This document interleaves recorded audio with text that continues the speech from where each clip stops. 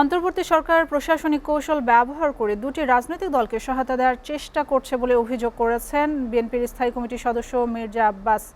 নিজ বাসভবনে আনুষ্ঠানিকভাবে নির্বাচনী প্রচারণা শুরুর আগে এ মন্তব্য করেন তিনি। এদিকে নিজ নিজ আসনে নির্বাচনী প্রচারণা অংশ হিসেবে কেউ বা খেলছেন ফুটবল, কেউ করছেন সমাবেশ।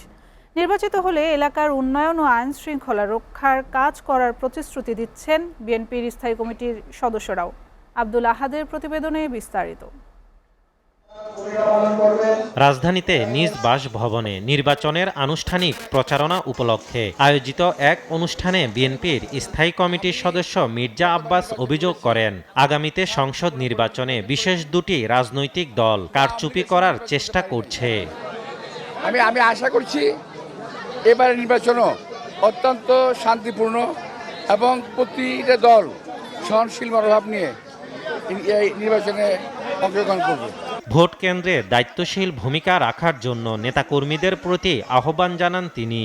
আমি জয়ের ব্যাপারে ইনশাআল্লাহ আশাবাদী। এদিকে চট্টগ্রাম 10 আসনে আনুষ্ঠানিকভাবে নির্বাচনী প্রচারণা শুরু করেন স্থায়ী কমিটির আরেক সদস্য আমির খসরু মাহমুদ চৌধুরী। তিনি বলেন, আগামীর বাংলাদেশের স্বপ্ন একমাত্র বিএনপি পূরণ করতে পারবে। সুতরাং গণতন্ত্রের যুদ্ধে আমাদেরকে জয়ী হতে হবে। বাংলাদেশ গড়ার জন্য যে নতুন বাংলাদেশের প্রত্যাশা মানুষের, সেটা পূরণে বিএনপির উপর জনগণ আস্থা রাখছে। তারা আজকে বেরিয়ে আসছে রাস্তায়, সমর্থন দিচ্ছে, নির্বাচনে ভোট দেওয়ার জন্য অপেক্ষা করছে। কক্সবাজারে নির্বাচনী প্রচারণা শুরুর প্রথম সকালেই বিএনপির স্থায়ী কমিটির সদস্য সালাউদ্দিন আহমেদ নিজেই ব্যাট হাতে নেমে পড়েন মাঠে। পরে কিছুক্ষণ ফুটবল নিয়েও মেতে ওঠেন তিনি। পরে চকরিয়া উপজেলায় নির্বাচনী প্রচারণার অংশ হিসেবে গণসংযোগ করেন তিনি।